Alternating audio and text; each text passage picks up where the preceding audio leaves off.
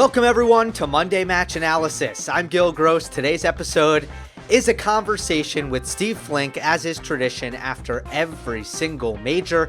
Steve is a member of the International Hall of Fame, a writer for tennis.com, an author of two tremendous tennis books, The Greatest Tennis Matches of All Time, and most recently, Pete Sampras' Greatness Revisited. And of course, we're going to get into everything US Open. For sure, a lot of Djokovic-Medvedev coming up, as well as some of the other men who had notable results at the US Open, either surprisingly good or maybe surprisingly bad. I'm going to hit on the women's side as well. And before we do all of that, I just want to thank the sponsor of today's video, Rally Tennis. Rally Tennis is a new mobile app that makes it easy to play tennis in your area, whether you want to compete or just train. Creating an account is free. Just head over to rallytennis.com or search for Rally Tennis in the App Store. And if you sign up and use me as the referrer, you'll also get $10 towards your account. Without further ado, here's Steve Flink. We're joined once again by Steve Flink, the Hall of Famer, for the traditional post-major chat. Steve, as always, it is an honor to be joined by yourself, and I can't wait to get into this US Open. Yeah, a lot to talk about, Gil. I'm looking forward to it as well. Well, I think the natural place to begin, as usual, is with that men's final. And the most natural place to start, in my opinion, is just how it was different from Australia, given that was our first discussion of the major calendar, and both slams on hard courts ended with the same matchup, but with a radically different scoreline. And in this case, Djokovic going for the Grand Slam was one match short, and Daniil Medvedev coming through in straight. So what was different from the circumstances in Australia? Well, circumstances in Australia, Medvedev is, I believe, on a 20-match streak. He had won the last couple of events he played last year at the ATP Masters 1000, then the ATP Finals, and then you came all the way into the finals of Australia, riding this big winning streak, and with many people thinking this was going to be the breakthrough for him, because Djokovic had some struggles during the tournament with an injury, and they had overcome that and started to play well toward down the stretch, but you still didn't know, you weren't sure, and so many people thought this might be Medvedev's time in his second major final after he'd come so close against Rafa in the 2019 US Open 5-set loss. Everybody, Gil, you and I are going to dissect this, but everybody at the time felt that Novak played the perfect strategic match there. They thought he played deep down the middle. He forced Medvedev to try to create. I thought to me the key thing was that in Australia he was immensely inspired. It was his court. He'd never lost a final on that court. He put the injury behind him, whatever had been going on there with the 5-setter with Taylor Fritz that he was able to squeak through. That was long behind him. He'd been getting better match by match throughout the tournament and felt he was peaking, and did. And they had each broke once early. Novak had the first break, Medvedev the next one, and Novak squeezed the first set out 7-5 and then ran away with it, 2-2. And I felt like, okay, Medvedev had beaten him in the ATP finals, but Novak was showing him best of five is a different story, and majors are a different story. And he knew what he I thought played it strategically very wisely. And Medvedev got flustered, by the way. Medvedev also got flustered. You saw him getting into it with the crowd a little bit, and he seemed very moody that day. And when he got behind, he seemed to get discouraged. And he didn't quit by any means, but he definitely had a sort of a hangdog, downcast look.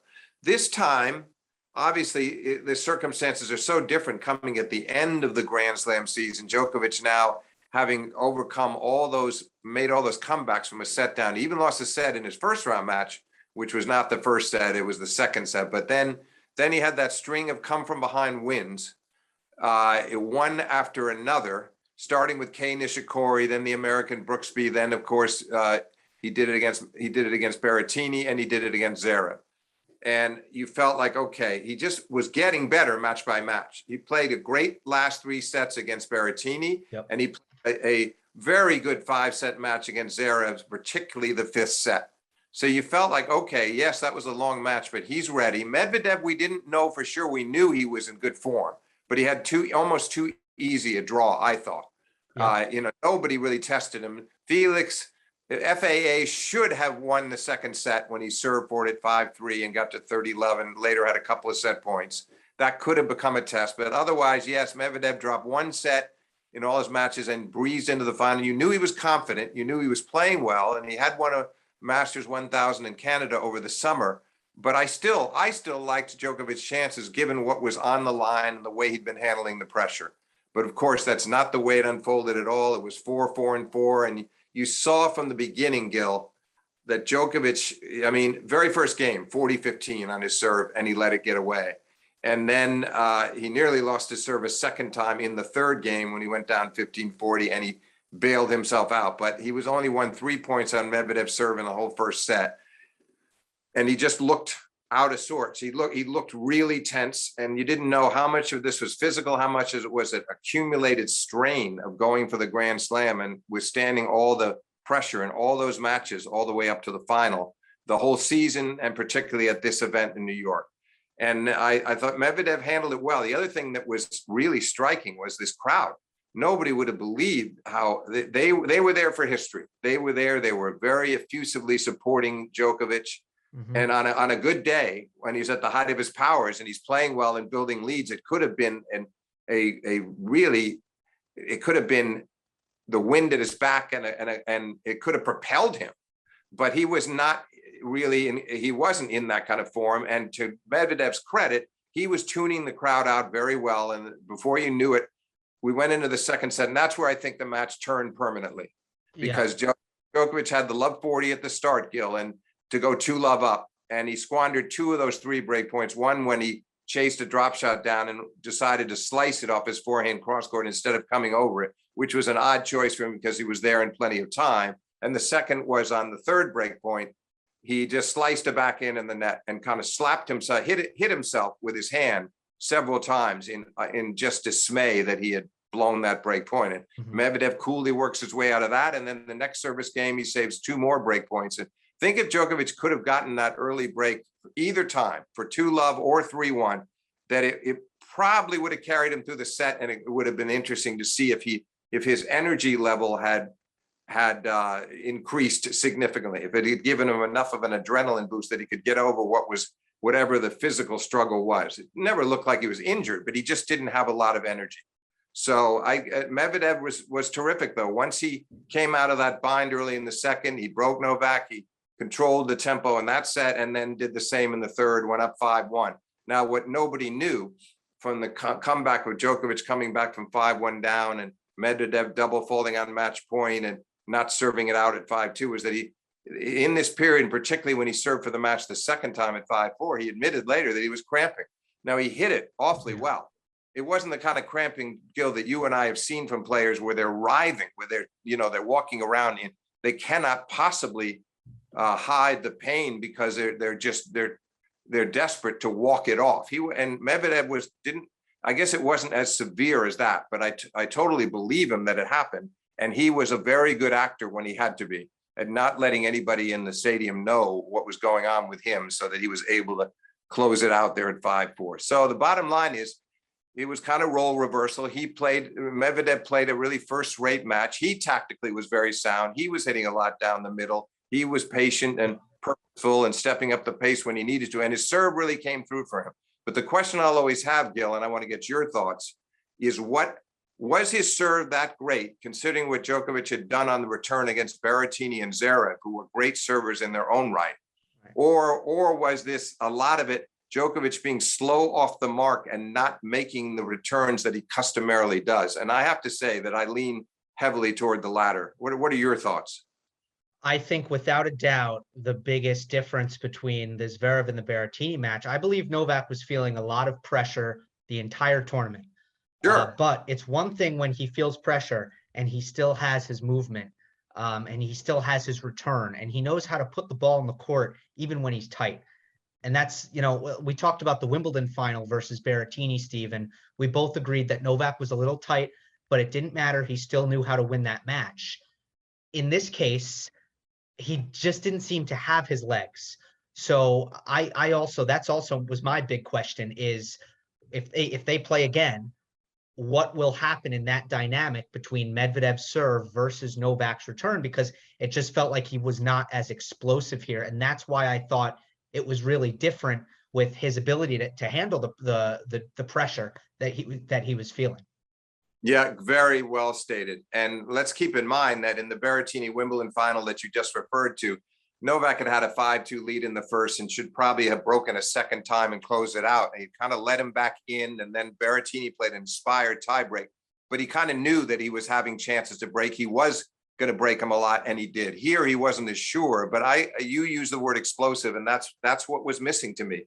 That quick, explosive move out, that first quick step to get out to a wide serve on either the deuce or ad courts.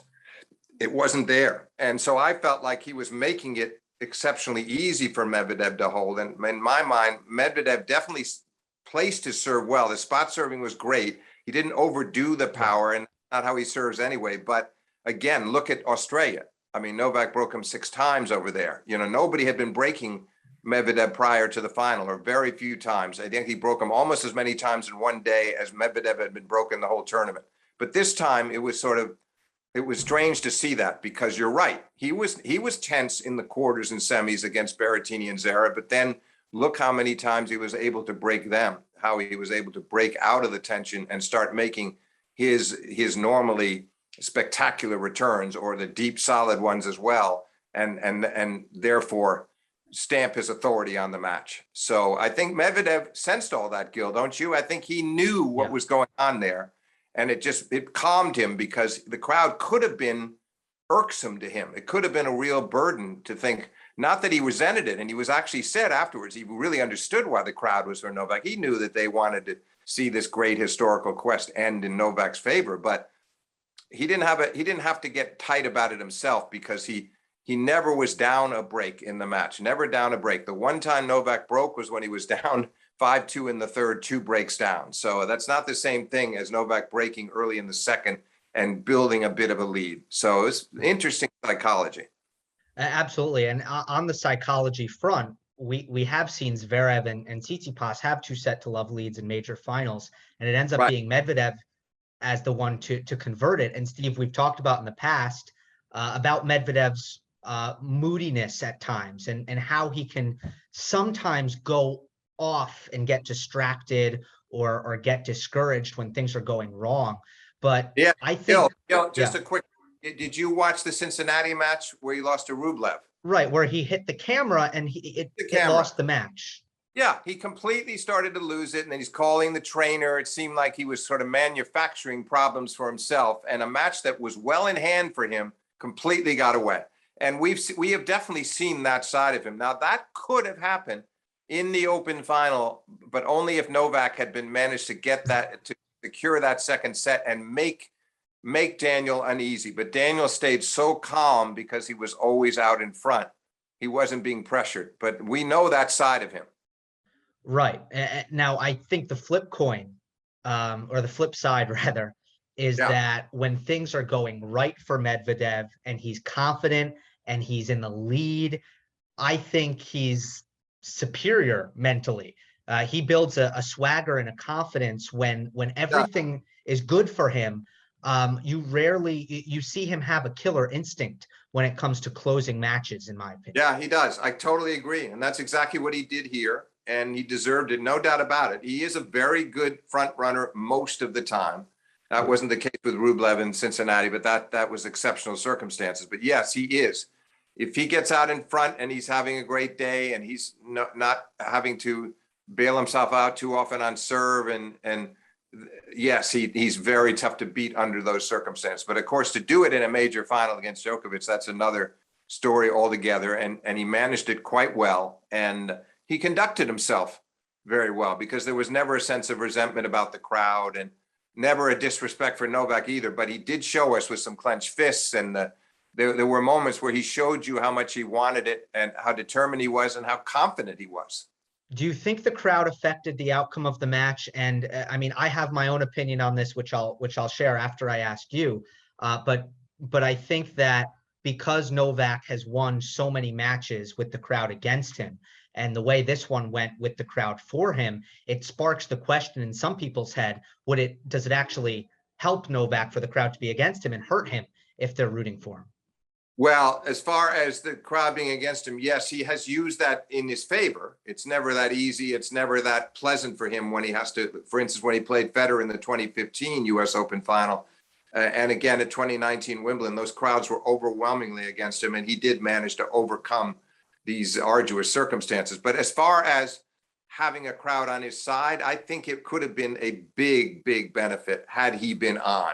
Imagine had he started that match in the fashion that he started Australia against Medvedev, and he'd been able to get out in front in the first set and eventually win the first set. And then they're applauding him, sensing he's getting closer and closer to the Grand Slam, first man in 52 years to do it. All of that would have been, I think he would have been flowing, and I think it really actually would have been a big, big boost for him. That's my feeling. I heard others say to the contrary, but I don't believe it. We're never going to know.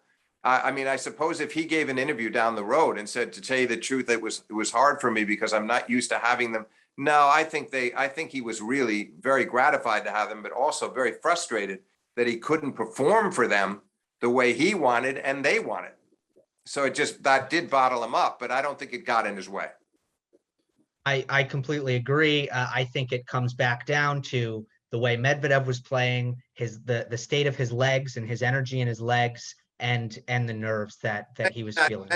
Sorry, Gil, sorry to interrupt. I just wanted to, because I forgot to play off what you said there earlier. He did say, he backs up what you're saying here. He said after the match, Novak, and by the way, he gave a very gracious press conference, but amidst all his comments and praise for Daniil, he said, I had no legs. I had practically no serve. And of course, that was the other giveaway to me was, did he really want to serve and volley quite as much as he did? It was successful for sure. He won a lot of points serving and volleying, but that takes a lot out of you too. But it was almost like he felt he didn't have a choice. And that surprised me. And also that he didn't want to grind. He had no intention of grinding.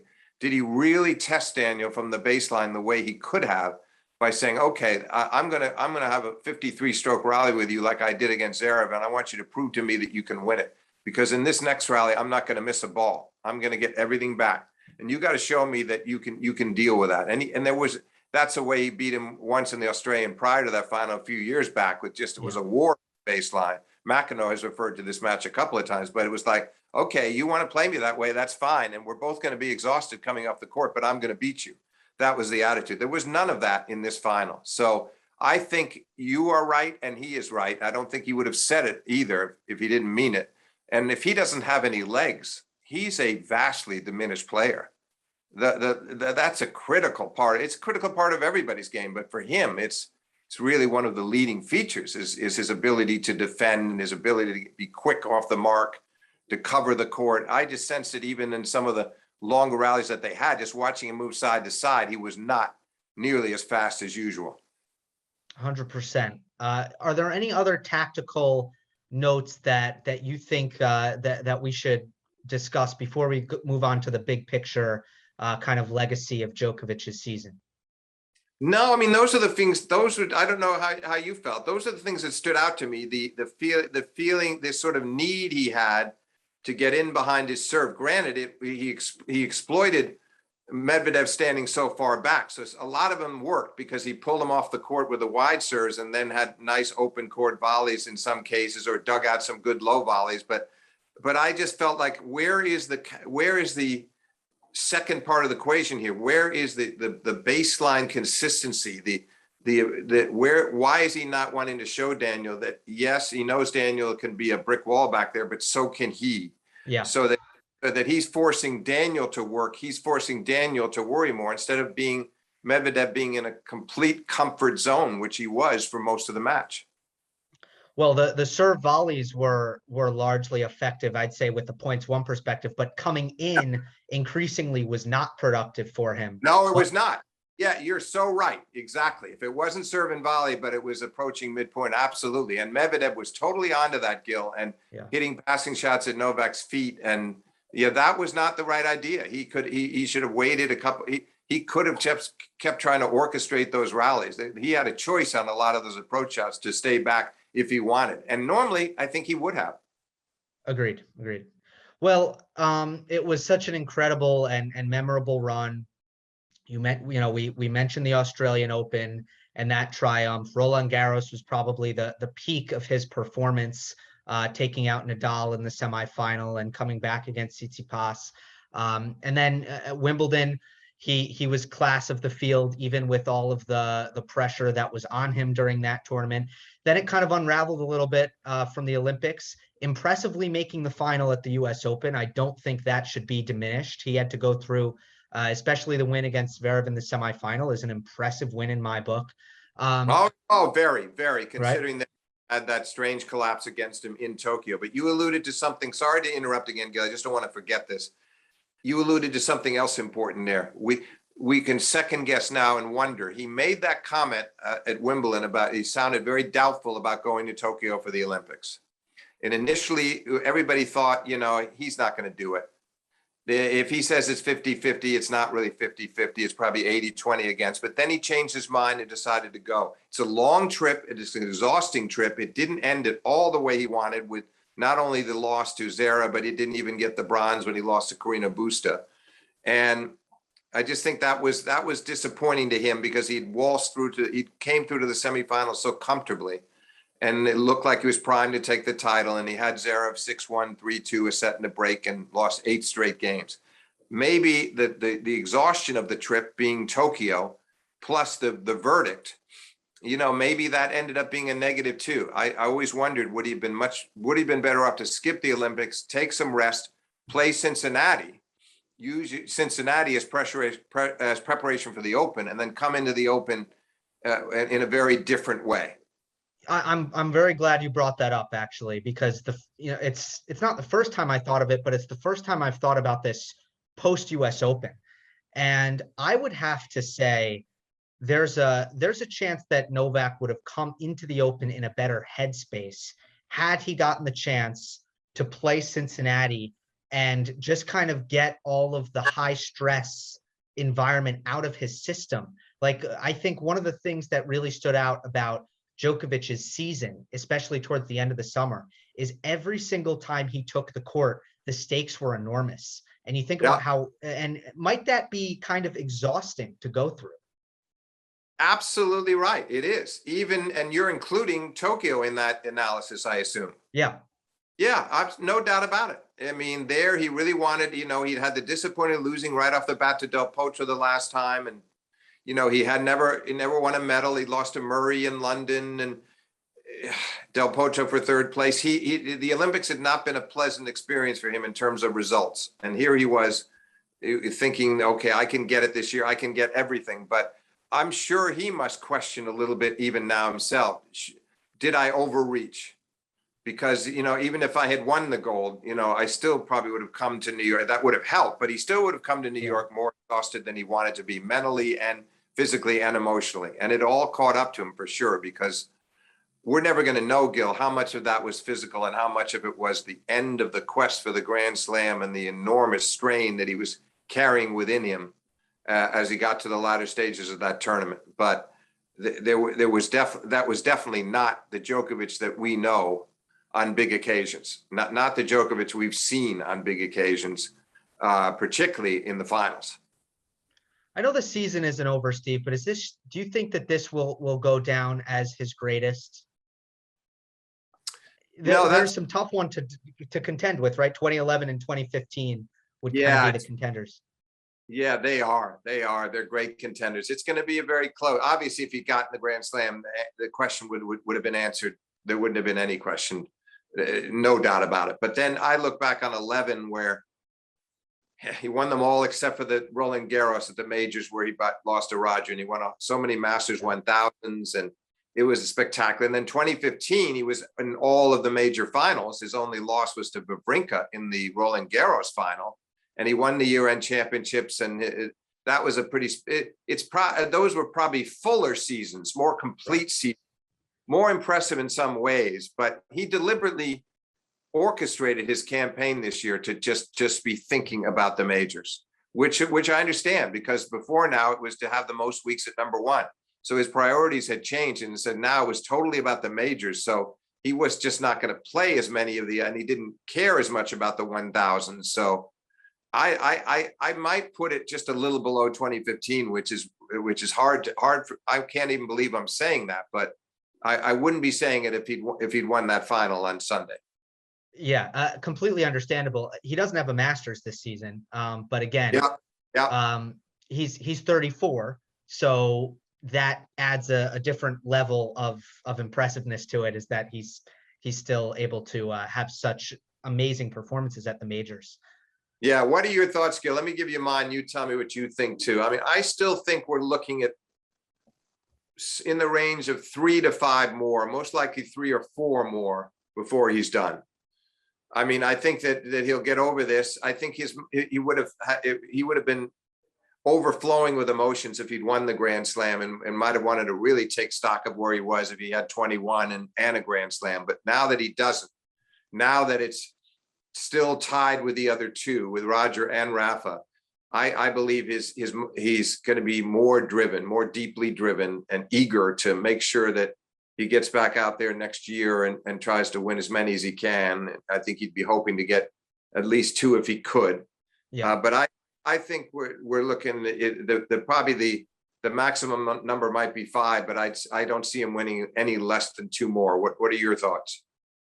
I agree. I think the key is actually what you brought up with the drive. And I think I probably won't be at all predicting any sort of decline for Djokovic until he is able to distance himself from Rafa and Roger. Now, if he's able to do that, or for example, if Rafa and Roger are no longer in a position to add to their tallies and Novak maybe has 2 more, I think at that point, motivation is going to become a question. And it's going to be, how, is Novak motivating himself at presumably 35, 36, or 37 years old to continue to stay at this level? I think motivation is the X factor here. You're right. I concur, because I think Australia, he's going to say to himself, I got to get this. I need this. I need 21 because we're going to be going to Roland Garros, and I have no idea how Rafa is going to be playing at Roland Garros. But if Rafa were healthy, if that foot was not troubling Rafa, and Rafa has a good clay court season, he's still going to be very dangerous at Roland Garros again, and it won't be easy for Novak to repeat. So he's going to want to stay one step ahead, and that's going to continue to influence his thinking, Gil, going forward. The physical state of Nadal, I have to assume right now, I mean, I would be really astonished if Federer added to his total. I mean, I'd be surprised if he even got a full 2022 in. We'll see. I think he's going to try. He talked about having sort of a flicker of a hope, I think is how he put it, or, when he did his online announcement. But it's going to be very hard. He's going to be 40. He's going to have lost all this time again, starting again to get used to match play again, wondering if this latest knee surgery finally does the trick. And I just think it's asking a lot of himself. And to me, it's very, very unlikely that he, even at Wimbledon, that he puts himself in a position to win another major. I think it's really predominantly about Rafa and Rafa's ability we'll find out in Australia how he looks. And how does he have a good Australian like he has most years? I mean, even this year, 5-setter to Tsitsipas, he didn't disgrace himself. But the question is going to be, Rafa and Roland Garros, how many more shots? 1, 2, how many is it? And Novak having to be wary of that, knowing that if Rafa does get another French, it's going to be incumbent upon him to win a few more elsewhere. So you're right. That's going to definitely matter a lot in his mind. It's going to definitely affect the way he thinks and what he wants to achieve. Do you think Medvedev has joined the tier 1 that I'd say on clay has been occupied in large part by Rafa, Novak, and a healthy Dominic Thiem, and on hard courts has been in a lot of ways in grass occupied by Novak on his own? Do you think after this result, heading into majors and the 2022 season, you have to look at the hard court equation as really Medvedev and Djokovic being on very similar footing? Yeah, I think so. I'm just fascinated to see how Medvedev responds. He's in a different place now. He's in a different psychological state. He's fine. He got over the hurdle. He he was maybe getting a little frustrated having come that close against Rafa and then getting blown out by Novak in Australia. So those first two were difficult for him, but now he has one. But he also has expectations. Others have expectations for him. He has a different kind of pressure now to live up to what he did in New York and prove that he can do it, repeatedly. On the other hand, he is very comfortable on the hard courts, and he's shown how well this past year he played so great in Australia, despite losing to Novak in the final. That, I would think so. I would think they're both going to go in there as the two key players, and everybody's going to be expecting. They're almost sure they're going to finish the year 1 and 2. Novak has a fairly sizable lead right now, but it'll depend on how much he plays, whether he finishes a 7th year at number 1.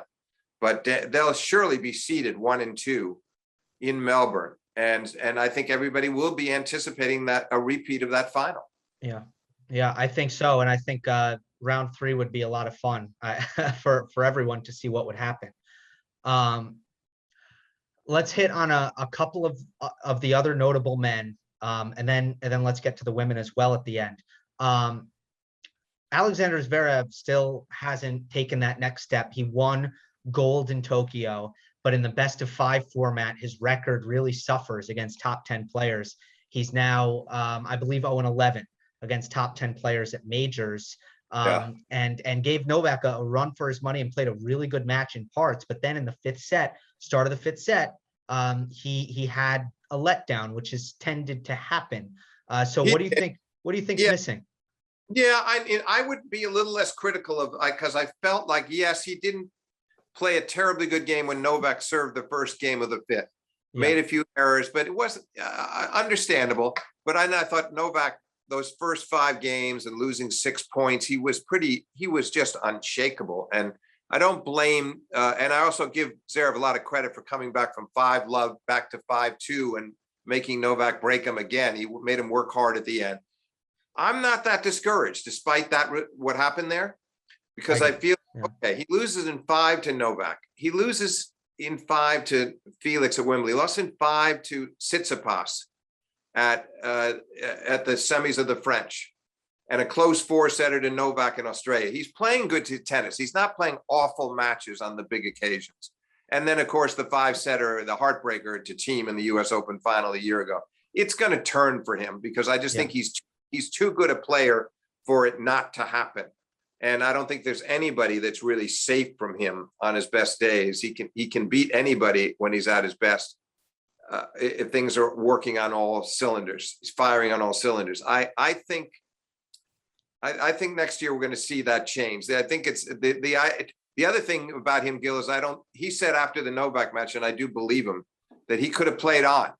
Physically, he felt fine. I didn't sense that he was physically, and I think he showed that in the last couple of games prior to, when he got back from 5-love to 5-2 and made a little of a go of it, that he still had something left in his tank. And I think I'm still kind of encouraged about him, that he will turn the corner next year somewhere, and that he can beat any of these guys. And also, when you win all these Masters 1000s and you win Olympic gold, you're winning the next most important events. You're showing that you can come through when it really counts. And again, if it was conditioning and best of 5, I'd be worried. I don't sense it's conditioning at all. It's mental toughness. Exactly. I agree. And that's, first of all, just an interesting illustration of just how close most of his losses at majors have been, and to the best players in the world. It's all about closing. It's all about just being in one of these matches and running through the finish line. And that is what he's yet to really do. And I guess you're right. The level against Djokovic in the semifinal was never really bad. There's not really a place to really criticize that. I guess it's the prior results that almost put me in a position to be harder on him, because it's happened so many times. Yeah. Oh, and I hear you. I hear you. And there was a stage where I was a little more discouraged about it, but not now. I feel like he's still got an awful lot out of the summer to win the gold, to come back and then follow up and win Cincinnati, and then finally to lose in the semis of the Open. He's always getting to the latter stages now, and I think the talent is just too good. The talent and the determination are there. And I think the other players know how good he is. So I believe next year, actually, frankly, I see him getting on the board somewhere next year. Probably not Roland Garros, but one of the other three. Most likely one of the two hard court events, because he still doesn't like grass as much as he does hard. So either he surprises everybody in Australia or maybe he gets the Open, but I see him getting something, a big prize somewhere. I think he's pretty good on clay, actually. I would say I would probably favor Roland Garros over Wimbledon, but I could see it going both ways there. Yeah, there's a case. Yeah, he played well there this year. Frankly, Yeah. I thought if he had an early love 40 opportunity right off the bat in the fifth set against Tsitsipas, if he would have broken early, as he should have, that he might have been in the finals this year. Yeah, that turned the match. Yeah.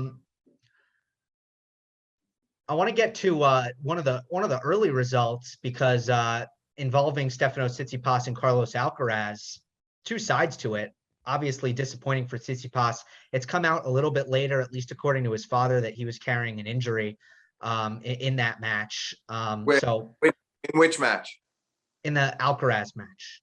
Oh, that Tsitsipas was hurt. Okay. Yeah. Okay. Yeah. Okay. Yeah. That's according to Apostolos. Regardless, it was a great match. Steve, I was on the outer courts there doing my job.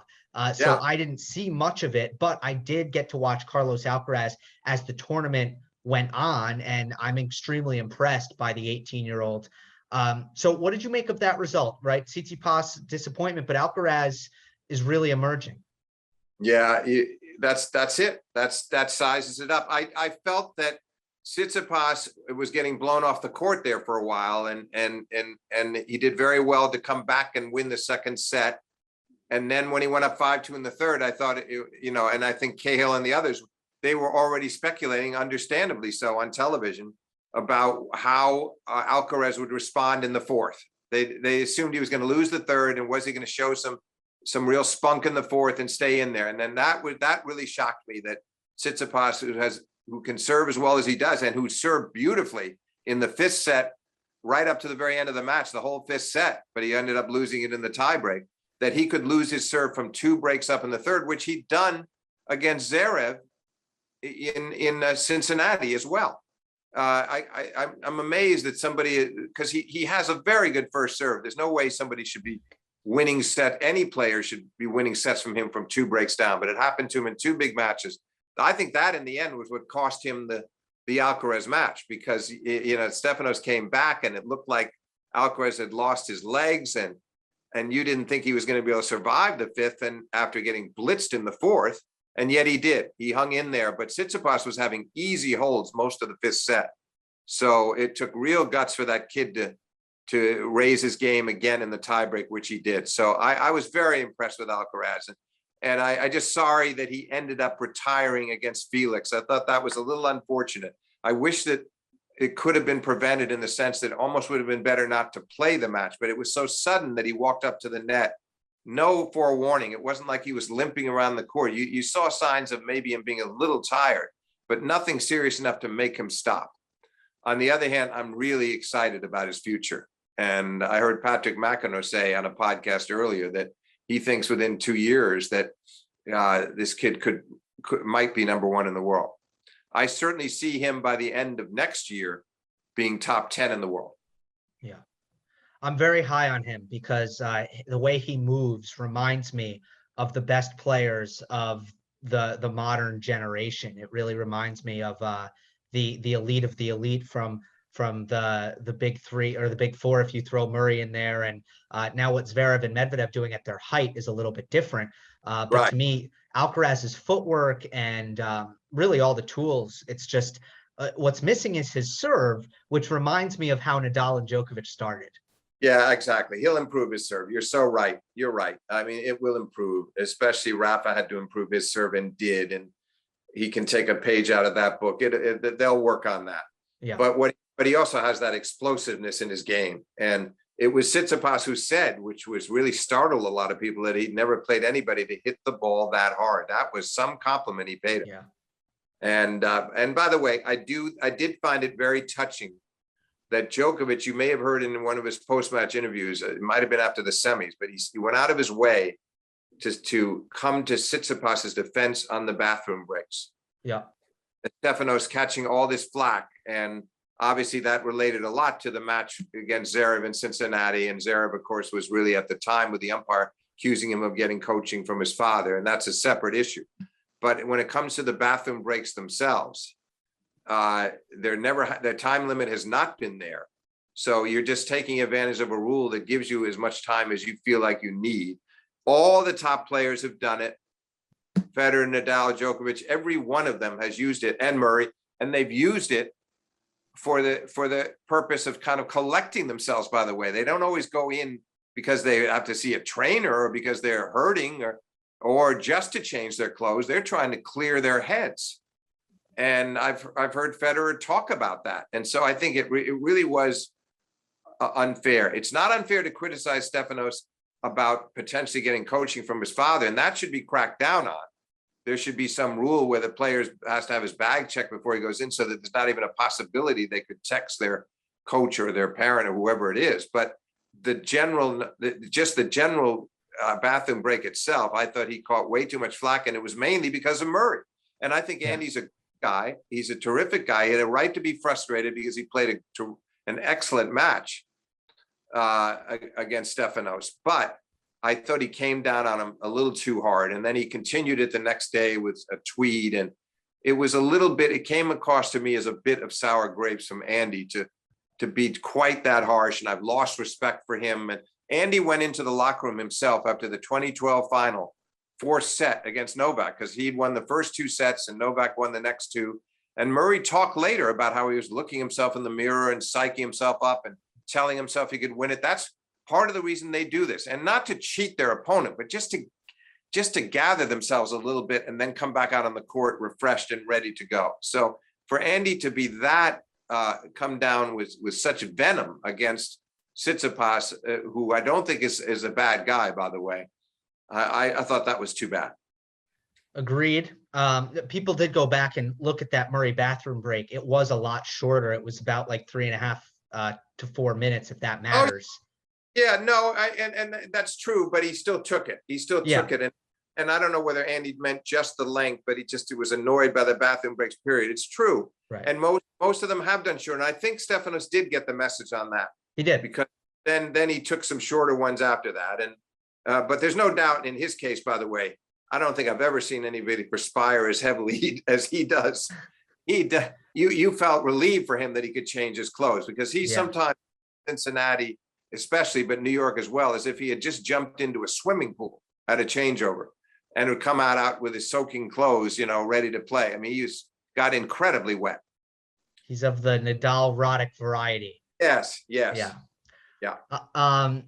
So, but I agree. Look, there's no rule there. So as a tennis player, you're taught to do what you can to win. Now, if fans don't like that, or if players don't like it, that's their right, but there's no rule against it. So no rule against it. And they definitely could come up with a time frame, and it probably should be different at each tournament, because you don't know, depending on where the locker room are, and they can agree on a time limit at each tournament. And that would be the best thing for the players too. And then you could end this kind of talk. You don't need this. Everybody uses it, but now it would be understood. Okay, you've got 4.5 minutes. You've got 5 minutes. Dominic Thiem suggested during the Open 5 minutes. That sounds like a reasonable time frame to me. And Opelka talked about how long it does take to actually change your socks and all the rest of it. He was interesting on that.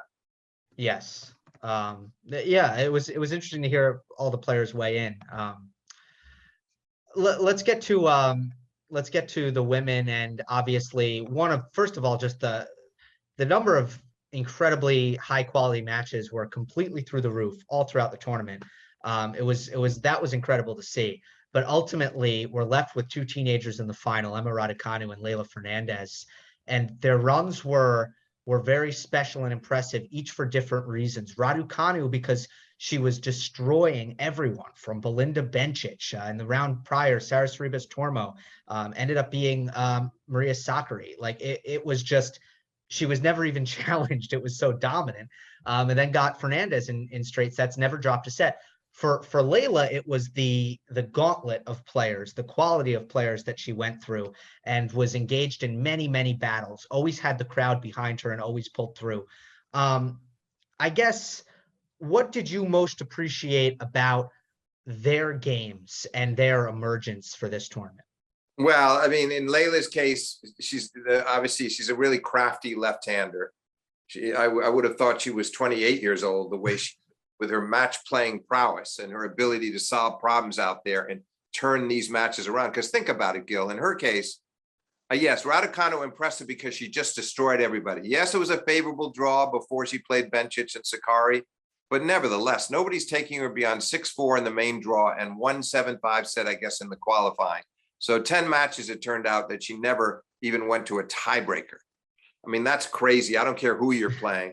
But in Leylah's case, she had a particularly arduous draw. Because Osaka was serving for the match against her, and Naomi was looking pretty good, I thought, at least on serve. Up 7-5, 6-5, serving for it. It's going to be a 5-5 match and a respectable loss. And she breaks her for the first time and then ends up winning the tiebreak and winning the match. And Naomi imploded a bit, yes, but it was a very cagey performance from Fernandez. And then she follows up against Angie Kerber, who's back in form, who's won this tournament 5 years earlier, and three-time major champion. And Angie's got her set in 4-2, and you're thinking, okay, 2 more holds. I mean, it didn't happen. She came back and beat Kerber in 3, and Kerber was really impressed. You could see by her reaction. She came over and greeted her really warmly when it was over. And then it continued against Svitolina, the number 5 seed, in one of the best matches of the tournament that went right down to the wire in a tiebreak in the 3rd. And finally, Sabalenka, number 2 seed, who everybody thought, Gil, might be finally ready after getting the semis of Wimbledon to win her first major. And she definitely self-destructed at times, particularly after leading 4-1 in the first set, Sabalenka. And again, at the very end of the match, serving to stay in it, she played a terrible game. But Leylah was just, again, terrific at adjusting to the pace and finding ways to redirect and looking for ways to use her touch and get in at unexpected times. She's really got a lot of creativity out there. But then that was not enough to stop Emma. Emma just plain outplayed her in that final. And it was too hard. Not a typical 6-4, 6-3, but she outplayed her. And yet it was so entertaining. It was so entertaining. The fans loved it, and they got nearly 2 hours of tennis because there were some long deuce games. And actually, to Fernandez's credit, Gil, she actually was the first player I saw who made Emma look somewhat baffled and frustrated at times. I mean, she shook through that veneer somehow, and there were moments of agitation, quiet agitation from Raducanu. But in the end, she's such a worthy champion. And I'm encouraged, Gil, because we've seen a lot of musical chairs in women's tennis. We've seen a lot of players winning majors, and there was maybe 13 of the 19 previous majors. It's constantly a new champion. These two are going to be around a long time at 18 and 19. And maybe next year won't be perfect for either one of them, or maybe one of them will get on the board. Maybe Raducanu wins a second or Fernandez a first, but in the years to follow, they will surely win their share of prestigious prizes. I'm convinced of that, with the talent and the determination that they each have. And that, I think, is a great thing for women's tennis, because they're such bright personalities to boot. I certainly hope so. Yeah, they're both really easy players to get behind. Being at the event every day. I mean, I think Leylah's matches were, I'll just put it this way, a lot of people went home from the Open with a smile on their face because of the show that Fernandez continuously put on. And I think Emma now becoming a global superstar before our eyes in the course of a week, and seems like she has the head on her shoulders to really handle it. She seems in her element, where Naomi, it seemed like it was a challenge for her, and it continues to seem like global superstardom continues to seem like a challenge for Naomi. It's nothing against, it's not a bad thing, and she can't help it, but it's kind of how it is. And I think Emma has looked a little bit different. Yeah, sorry. Yes. Yeah, I agree. I'm hoping, Gil, that we're going to see a reemergence from Naomi, whenever it may be, whether it's early next year, middle of next year, where she will be revitalized and will have a different outlook again, because maybe for selfish reasons, but I would really love to see both Osaka and Barty playing against Fernandez and Raducanu. I mean, great matches among the 4 of them. and see that often happen in the latter stages of majors, because Ash Barty, that was a frustrating loss for her. She shouldn't lose to Shelby Rogers. All due respect to Shelby, who really was able to take advantage of a crowd that was fervently behind her as an American player and come from 2 breaks down in the third. But for Ash Barty to be serving for the match twice, starting at 5-2 and not close it out, it's a shame, because she'd won Cincinnati. She'd been a worthy Wimbledon champion. She might have even gone on to win here. That was disappointing. But I don't worry about Ash in the immediate years ahead either. And I'm hopeful that Naomi gets whatever help she needs to deal with her emotional issues and depression. And she was very open there about how she's not sure when she's going to play again. And she, tearful, and it's understandable. It's been a very difficult year for her, but I'm hoping she will reemerge and show us her best tennis, just like Ash will. And what a contrast there would be to watch the two of them playing against the 2 teenagers. Yeah, 100%. And I'm glad Osaka's taking a break. I'm hoping that's going to be exactly what she needs. And I'm glad you bring up Ash Barty, because I really do feel like she's proven this year. Now, she didn't play in 2020, and so she couldn't prove it. But she's proven this year she's a true number one, and she really does have a lot of things in her game that none of the women can say that they have. And I agree. I'm encouraged. Got a lot of variety, and she can slice the back end and drive it. She can step up the pace off the forehand. She's not afraid to come in. She's a very, very good volleyer. She's got a terrific serve. Yeah, she's a very complete player. She can, the likes Sabalenka and others on a given day can overpower her at times, but she's a very sound player and a very good match player, and obviously a great sportswoman on top of all that. And she'll get over this loss. She shouldn't have lost that match. She knows it, but I don't think that's going to diminish the year for her in her eyes, having won her first Wimbledon and her second major. And there's going to be many more to come for Ash Barty. Yeah, absolutely. I agree. Let's end on, is there what are you watching for the next couple months before we hit the season's end? I don't want to ask you about Australia right now. We're far away from that, and we'll discuss that at a later date. But as we head into Indian Wells on the unconventional part of the calendar, we approach the year-end finals, which will be in Turin this year. What are the things you're looking forward to? Well, I'm curious to see, in the case of the women, how much will we see of the 2 girls? How much will we see of Emma and Leylah? Will they build on what they did there and cause some excitement elsewhere? Will Ash, will she decide to go home or go to Indian Wells and play on a bit? And then how much does Novak, how much does he want to play the rest of the year? And does Medvedev want to make a legitimate chase for number 1? Because when he was asked about it at the Open, Medvedev was talking about how he asked about his points and he didn't even know. And the gist of it, what he said was, I don't really, that's not something I'm thinking about right now. Like, it would be a goal for the future. On the other hand, if he suddenly won, if he closed the gap between now and the year-end championships, then maybe he does. Maybe we could have an exciting finish where Djokovic and Medvedev comes down to the year-end championships to decide who's number 1, and they meet in the finals there. That could be a nice way to end the year, because if Djokovic had won in New York again, he would have pretty much locked that number 1 ranking up. But now the lead is not totally safe. So I'm curious to watch especially that element for the rest of this year, to see how that unfolds. Yep. And as always, there are some interesting races to see who can get in that top 8. I think for the men, like the first 6 are pretty straightforward. And then the final 2 will be an interesting contest. And I'm not sure how many, I haven't checked the women's side in that respect, but I imagine that there's a little bit more up for grabs as we hit the home stretch. Yeah, I think so. Yeah. But I think we'll see a good ending to the year in both the men's and women's games.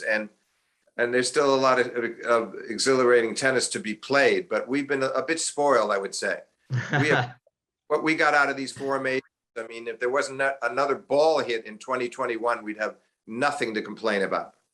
Absolutely. One of the better opens that I can remember. And it was a fantastic season, and another great season of talking to you after every major, Steve. And it's always a highlight for me. And thanks for coming on once again. Well, Gil, thanks for having me on, because it's always a stimulating conversation, and we agree on most things, but there's plenty of mutual respect, and I certainly hope the people watching us are enjoying it as much as we are speaking about it.